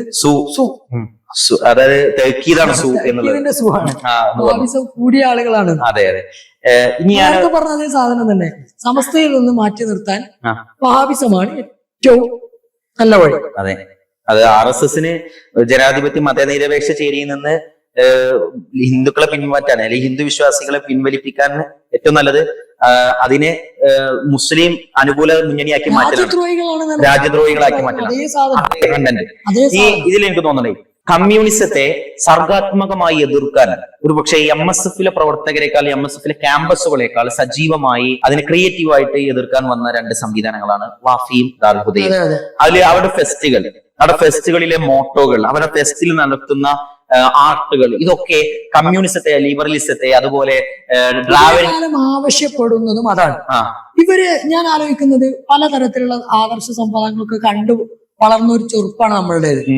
പലപ്പോഴും നമ്മൾ തന്നെ കേട്ടിട്ടുണ്ട് വഹാബിസം 8 നിലയിൽ പൊട്ടി, വഹാബിസം 20ആയി 30ആയി ചേരി തിരിഞ്ഞു എന്നൊക്കെ പറയുന്ന. ഇങ്ങനെ തമ്മിൽ പരസ്പരം അവർക്ക് അവരുടെ തമ്മിലുള്ള പ്രശ്നങ്ങൾ പോലും തീർക്കാൻ കഴിയാതെ ഇത്തിരി വരുന്ന വഹാബികൾ. അതിനേക്കാളും വലിയ രസം എന്താണെന്ന് വെച്ചാല് ജമാഅത്തെ ഇസ്ലാമിയാണ് പലപ്പോഴും മുന്നിൽ വെക്കുക. ജമാഅത്തെ ഇസ്ലാമിക്കാർക്ക് തന്നെ തോന്നിയിട്ടുണ്ട് ഞങ്ങൾ ഇത്രമാത്രം ശക്തരാണ്. കേരളത്തിലെ രാഷ്ട്രീയ സാഹചര്യങ്ങളെ മൊത്തത്തിൽ അടർത്തി മാറ്റാൻ കഴിയുന്ന വലിയൊരു സിസ്റ്റമായിട്ട് പവർഫുൾ മുസ്ലിം ലീഗ് എന്ന് പറയുന്ന കേരളത്തിൽ കൃത്യമായ രാഷ്ട്രീയ അടിത്തറയുള്ള പ്രസ്ഥാനത്തെ ഇങ്ങോട്ട് അടർത്തി മാറ്റാൻ കഴിവുള്ള ഒരു ടീമായിട്ട് ചുരുക്കമുള്ള ആളുകൾ അവരെ വലിയൊരു ബിംബമാക്കി മാറ്റിയിട്ട് ഇവിടെ വളർന്നുകൊണ്ടിരിക്കുന്ന മുസ്ലിം സമുദായത്തിനിടക്ക് അപകടകരമായ രീതിയിൽ വളർന്നുകൊണ്ടിരിക്കുന്ന ലിബറലിസത്തെ പ്രോത്സാഹിപ്പിക്കുന്ന ഒരു പ്രത്യയശാസ്ത്രത്തെ എതിർക്കുക എന്നത് കൃത്യമായിട്ടും ഇന്നത്തെ കാലത്തിന്റെ ആവശ്യമാണ്. അത്തരം കാലത്തിനനുസരിച്ചുള്ള പണ്ഡിതന്മാരുണ്ടാക്കിയെടുക്കാനാണ് ഈ സിസ്റ്റങ്ങൾ വന്നിട്ടുള്ളത്. ആഫിയും ഉദവിയും ഒക്കെ രൂപപ്പെട്ടത് കാലത്തിന്റെ അനിവാര്യതയായിട്ടാണ്. ഈ കാലത്ത് നമുക്ക് പറയേണ്ടത് പറയുക തന്നെ വേണം. അതിന് മറ്റാരിൽ നിന്നെങ്കിലും ഒക്കെ അച്ചാരം വാങ്ങിയിട്ട് അച്ചാരം വാങ്ങുന്നത് ഞാൻ സ്വാഭാവികമായിട്ടും മനഃപൂർവ്വം എടുത്തിട്ട് പറഞ്ഞ വാക്ക് തന്നെയാണ്. അത് ഒരു ആരോപണമായിട്ട് പറയല്ല. അതിനൊക്കെ ഉദാഹരണങ്ങൾ നമുക്ക് പറയാം. പട്ടിക്കാട് ജാമിഅ നൂരിയക്കെതിരെ ചിലർ ചേർന്ന് നടത്തിയ പെരിന്തൽമണ്ണയിലെ സമ്മേളനം, ആ സമ്മേളനത്തെ കുറിച്ച് പിറ്റേ ദിവസം പോസ്റ്റ് ഇടുന്നത് ആരാന്ന് പറയണം. ആദർശം പറഞ്ഞതിന്റെ പേരിലാണ് അസ്ഗർ അലി ഫൈസിയെ പുറത്താക്കിയത് എന്ന് പറഞ്ഞിട്ടാണ് പട്ടിക്കാട് ജാമിഅ നൂരിയക്കെതിരെ പ്രതിഷേധ സംഗമം നടത്തിയത്. അതിനെതിരെ പോസ്റ്റ് ഇടുന്നത് ഒരു മതാദർശം ഇല്ലാത്ത മതത്തിന്റെ തത്വങ്ങളും മതത്തിന്റെ കൺസെപ്റ്റിനെയും ഇസ്ലാം മുന്നോട്ട് വെക്കുന്ന സ്വർഗത്തിലേക്ക് AKGക്കും അതിൽ വിശ്വാസമില്ലാത്ത AKGക്കും ഗാന്ധിജിക്കും ഒക്കെ പ്രവേശനം നൽകി പ്രസംഗിക്കുന്ന പുസ്തകം എഴുതുന്ന ആള് ഇതിൽ വന്നിട്ട് ആദർശവാദിയായിട്ട് പോസ്റ്റ് ഇടുന്നത് കാണുമ്പോ ആഭ്യന്തര വിഷയങ്ങളിൽ കെ ടി ജലീൽ ഇടപെടാൻ ആളല്ല. കെ ടി ജലീൽ എന്ന MLA പൊതുപരിപാടിയിൽ വരുന്നതിലൊന്നും നമുക്ക് ഞാൻ തടസ്സമൊന്നുമില്ല. എന്റെ ഒരു കൺസെപ്റ്റ് കിട്ടോ ഞാൻ വ്യക്തിപരമായിട്ട്. പക്ഷെ ആഭ്യന്തര വിഷയങ്ങളിൽ ഇടപെടാൻ ആരും യോഗ്യനല്ല. കെ ടി ജലീൽ യോഗ്യനല്ല. ആഭ്യന്തര വിഷയങ്ങളിലേക്ക് കെ ടി ജലീലിനെ മാത്രമല്ല ഇവർ ഇടപെടിച്ചിട്ടുള്ളത്. ഞാൻ നേരത്തെ പറഞ്ഞ ലീഗ് വിരോധമാണ്, പാണക്കാട് വിരോധമാണ് ഇതിന്റെ അടിസ്ഥാനം എന്നതിന് ഒരുപാട് തെളിവുകൾ നമ്മുടെ മുന്നിലുണ്ട്. കെ ടി ജലീൽ വെറും ഒരു ഉദാഹരണമാണ്. പലപ്പോഴും അദ്ദേഹത്തിന് മുമ്പ് LDF അദ്ദേഹത്തിന് വലിയ മന്ത്രിസ്ഥാനങ്ങളൊക്കെ കൊടുത്തിട്ടുണ്ട്. പക്ഷെ അദ്ദേഹത്തിന് കൊടുത്ത ഏറ്റവും മികച്ച വകുപ്പ് എന്താണെന്ന് വെച്ചാൽ ലീഗ് വിരോധ. സമൂഹത്തിനിടയിൽ ലീഗ് വിരുദ്ധതയും മുസ്ലിം സമുദായത്തിനടുത്ത് ഉള്ള ഒരു ഐക്യമുണ്ട്. അതിനെ തകർത്ത് രാഷ്ട്രീയമായി ലാഭം കൊയ്യാൻ ഉപയോഗിക്കുന്നവരുടെ ടൂളാണ്. അത് കെ ടി ജലീൽ വളരെ വൃത്തിയായിട്ട് അത് വൃത്തിയായി ചെയ്യുമ്പോൾ മാത്രം ഒരു സ്റ്റാറ്റസ് അല്ലെങ്കിൽ ഒരു പരിഗണന കിട്ടുന്ന വ്യക്തിയായിട്ട് LDFൽ ആര് മാറിയിട്ടുണ്ട്. തനിക്ക് പരിഗണന കിട്ടണമെങ്കിൽ എന്ത് ചെയ്യണം? അവർ തന്നിൽ ഏൽപ്പിച്ച ഉത്തരവാദിത്തം ഇടക്കിടക്ക് നിർവഹിക്കണം. അതുകൊണ്ടല്ലേ സമസ്തയുടെ ആദർശം ആണ് വിഷയം എന്ന് പറഞ്ഞിട്ട് നടത്തിയ ഒരു പരിപാടി ഞാൻ ഒരിക്കലും വിശ്വസിക്കുന്നില്ല അവിടെ ആദർശമാണ് വിഷയം. അല്ല. അവർക്ക് പാണക്കാടിനോടുള്ള അവരെ ജാമ്യയിൽ നിന്ന് മാറ്റി നിർത്തിയിട്ടുള്ള, അതെ, വർഷങ്ങളായിട്ട് പറയാൻ ഒരു വേദി കിട്ടാത്തിടത്ത്. അതായത് അതിൽ രസമുണ്ട്. അതായത് എനിക്ക് ഇന്നെ കുറച്ചായിട്ട് മാറ്റി നിർത്തിക്കും, എനിക്കൊരു വേദി വേണമെന്ന് ഈ രണ്ടെണ്ണത്തിൽ പറയാനൊരു പ്രയാസമുണ്ട്. അപ്പൊ എന്ത് കിട്ടി? അപ്പൊ പെട്ടെന്നൊരു ഉസ്താദിനെ മാറ്റി നിർത്തിയതിന്റെ പിന്നിലെ കാരണം ആദർശ വ്യതിയാനമൊന്നല്ല, മറ്റുള്ള പല കാരണങ്ങളും ഉണ്ടാവും. ഒരു സംവിധാനം അല്ലെങ്കിൽ ഒരു കമ്മിറ്റിക്ക് പലതും ആവാം. പക്ഷെ ആ കമ്മിറ്റി പോലും ആ മനുഷ്യനെ അപഹാസ്യമാക്കിയത് എന്നൊക്കെ അത് ഡിക്ലെയർ ചെയ്യുന്നില്ല. പക്ഷെ ഈ വ്യക്തികൾ എന്ത് ചെയ്യാണ്? ഇദ്ദേഹത്തിന്റെ മേൽ വെച്ച് കെട്ടിയിടത്തോളം അവര് അസ്ഗർ അലി ഉസ്താദിന് അവസരം കൊടുത്തിട്ടുണ്ട്. അതെ, എന്തിന്? ഞാൻ പോകുന്നു എന്ന് പറഞ്ഞിട്ട് പോകാമായിരുന്നു. കാരണം ജാമിയ കമ്മിറ്റിയെ സംബന്ധിച്ചിടത്തോളം അദ്ദേഹത്തിന് കമ്മിറ്റിയുമായിട്ട് നിലനിന്ന് പോകുന്നതിലുള്ള ബുദ്ധിമുട്ടുകൾ തിരിച്ചറിഞ്ഞിട്ട് തന്നെയാണ് പുറത്താക്കിയിട്ടുള്ളത്. നമുക്കൊക്കെ അറിയുന്ന കാര്യം. പക്ഷെ ഉത്തരവാദിത്തപ്പെട്ട ഒരു പദവിയിൽ ഇരിക്കുന്ന ഒരു വ്യക്തിക്ക് അപഹാസ്യമാകുന്ന തരത്തിലേക്ക് പോകാതിരിക്കാനുള്ള എല്ലാ വഴികളും ജാമിയ കമ്മിറ്റി തുറന്നു കൊടുത്തിട്ടുണ്ട്. പക്ഷെ ഇവര് ചെയ്തത് എന്താന്ന് വെച്ചാല് ആ ഒരു മനുഷ്യനെ, ചുരുങ്ങി നല്ല പ്രായമുള്ള ഒരാളല്ലേ, അയാളെ പൊതുസമൂഹത്തിനകത്ത് അപഹസിക്കുന്ന തരത്തിലേക്ക് എന്തെങ്കിലും ഉപകാരം അദ്ദേഹത്തിന് അതുകൊണ്ട് കിട്ടിയോ എന്നുള്ളത് അറിയില്ല. അദ്ദേഹത്തെ കൂടുതൽ വഷളാക്കുകയും അദ്ദേഹത്തെ സമൂഹത്തിൽ അങ്ങേയറ്റ അപഹാസ്യമാക്കുകയും ചെയ്തു എന്നല്ലാതെ ഈ പ്രതിഷേധ മഹാസംഗമം കൊണ്ട് ഒന്നും കിട്ടിയിട്ടില്ല. പിന്നെ ഉണ്ടായത് ഇദ്ദേഹത്തെ മുന്നിലിട്ടിട്ട് കളിച്ച ചില ആളുകൾക്ക് ഒരു 5-10 മിനിറ്റ് അല്ലെങ്കിൽ അരമണിക്കൂർ അവരുടെ കലി തീർക്കാനും ഒരു അവസരം കിട്ടി എന്നല്ലാതെ, പക തീർക്കാനും വിളിച്ചു പറയാനും ഒരു വേദി കിട്ടി എന്നല്ലാതെ, സ്വന്തത്തിന് എനിക്ക് അങ്ങനത്തെ ഒരു വേദി വേണം, ഞങ്ങളെ പുറത്താക്കി, ഞങ്ങളെ 4 കൊല്ലമായിട്ട് ജാമ്യം കടിപ്പിക്കണില്ല എന്ന് പറയാൻ അവർക്കൊരു വഷളത്തരമുള്ളതുകൊണ്ട് അങ്ങനെ ചെയ്തിരിക്കുക എന്നുള്ളതാണ് അതിൽ അനുമാനിക്കാൻ. എല്ലായിടങ്ങളിൽ നിന്നും ദാറുൽഹുദയിലേക്ക് അടുപ്പിക്കാത്ത ആളുകളെ പട്ടിക്കാടിൽ നിന്ന് മാറ്റി നിർത്തപ്പെടുന്നു. മാഫി സിസ്റ്റത്തിലേക്ക് ഇനി ജീവിതത്തിൽ അവരെ കയറ്റും നിങ്ങൾക്ക് തോന്നുന്നുണ്ടോ? ഇനി അടുത്ത സംവിധാനത്തിനെതിരെ വരും, ഉറപ്പാണ്. ഇത് ഇവിടെ കൊണ്ടൊന്നും നിൽക്കും. ഇതിൽ രസം വാഫി സിസ്റ്റത്തിൽ സമസ്ത സംബന്ധിയായ വിഷയങ്ങൾ ഇൻക്ലൂഡ് ചെയ്യണം എന്നുള്ള ഒരു കാര്യം പറഞ്ഞു. നമ്മൾ അതിനിടയ്ക്ക് ജലീലിനെ മറന്നുപോയി. ഞാൻ ആ വിഷയം പറഞ്ഞത് പൂർത്തിയാക്കട്ടെ.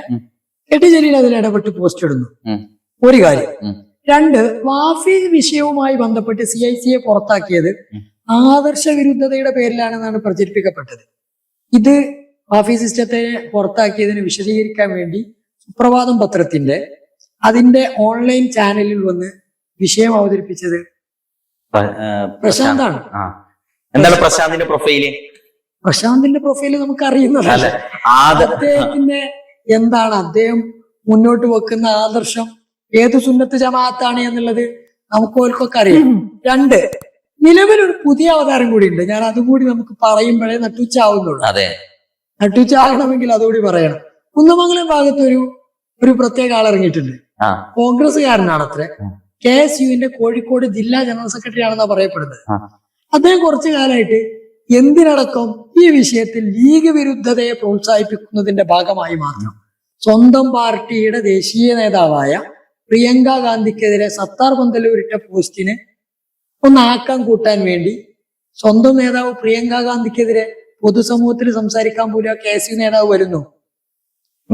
അദ്ദേഹം കോൺഗ്രസിന്റെ നേതാക്കന്മാരെ കാണാൻ പോകുന്നതിനേക്കാളും കൂടുതൽ മുക്കത്തേക്ക് പോകുന്നു, മുണ്ടുപാറയെ കാണാൻ പോകുന്നു, അമ്പലക്കടവുമായി ബന്ധം സ്ഥാപിക്കാൻ നോക്കുന്നു, കോഴിക്കോട് ജില്ലയിലെ ഷജറ കൂട്ടങ്ങളെ സ്ഥിരമായി ബന്ധപ്പെടുന്നു. ഈ ആളുകളൊക്കെ സമസ്തക്കെതിരെ അല്ല ലീഗിനെതിരെ ഇന്നലെ അദ്ദേഹം ഒരു പോസ്റ്റ് ഇട്ടു.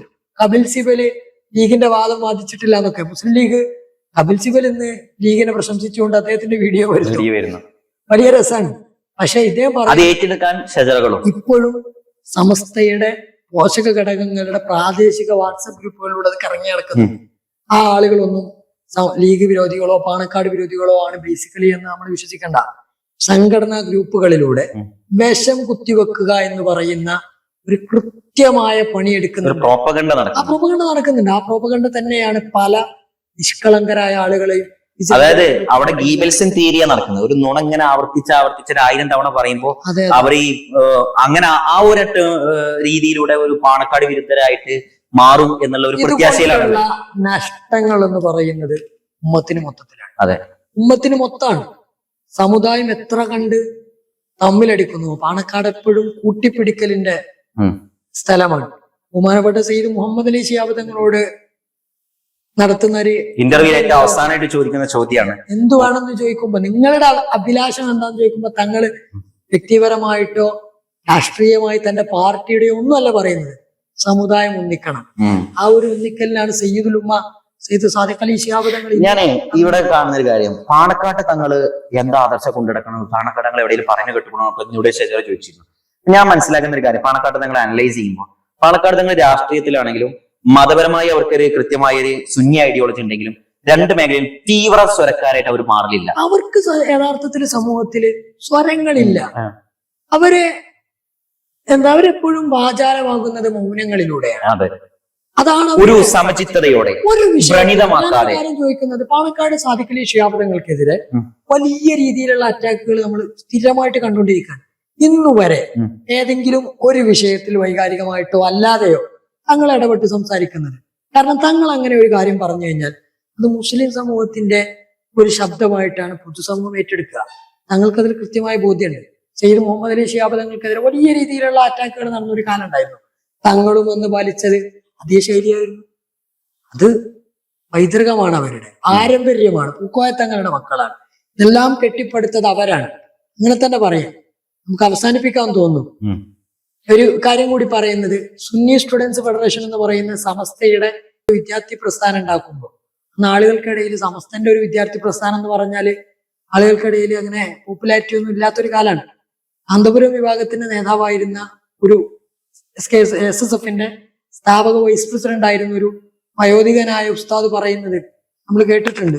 അന്ന് ഞങ്ങൾ നടന്നത് പാണക്കാട്ടെ പൂക്കോയത്തങ്ങളെ കുട്ടി ഒരു സംഘടന ഉണ്ടാക്കിയിട്ടുണ്ട്, അതിൽ മെമ്പർഷിപ്പ് എടുക്കണമെന്ന് പറഞ്ഞിട്ടാണ് ഇന്ന് SKSF എത്തി നിൽക്കുന്നത്. പിന്നല്ല എവിടെയാണ് നമുക്കറിയാം. SKSF-നെ കുറിച്ച് അതിന്റെ സ്ഥാപക നേതാവ് തൊയ്യബ് ഫൈസി പറഞ്ഞത്, ഒരു വർഷം ഞങ്ങൾ കൊണ്ടു നടന്നിട്ട് എവിടെയാണ് ഒരാളും തിരിഞ്ഞു നോക്കിയില്ല. അതേ വാക്കാ ഉപയോഗിച്ചു, ഒരാളും തിരിഞ്ഞു നോക്കിയില്ല. സാദിഖ് അലി ശിഹാബ് തങ്ങൾ എന്റെ അമരത്തെത്തിയതിനു ശേഷം അവർക്ക് സ്വന്തം നിൽക്കാൻ ഒരു കാലുണ്ടായത് തങ്ങള് പിരിച്ചു വെച്ച തണലിന് കീഴിലാണ്.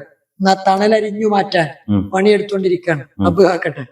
ഇതാണ് ദാറുൽഹുദക്കെതിരെ, വാഫി സംവിധാനത്തിനെതിരെ ഇതിവിടെ കൊണ്ടൊന്നും നിൽക്കുന്നില്ല. അത്തരക്കാരെ പിടിച്ചു കെട്ടാൻ, അത്തരക്കാരെ തിരിച്ചറിയാൻ ഉമ്മത്ത് എപ്പോ തയ്യാറാവുന്നുവോ, നേതൃത്വം എപ്പോൾ അതിന് പ്രാപ്തമാകും. ഞാനൊരു കാര്യം മനസ്സിലാക്കുന്ന ഒരു കാര്യം കൂടി കൂട്ടിച്ചേർക്കാണ്. നേതൃത്വത്തിന്റെ മീതേക്ക്, നേതൃത്വത്തെ അവരെ ഭീഷണിപ്പെടുത്താൻ പര്യാപ്തമായ രീതിയിലേക്ക് ഇവർ വളർന്നിട്ടുണ്ട്.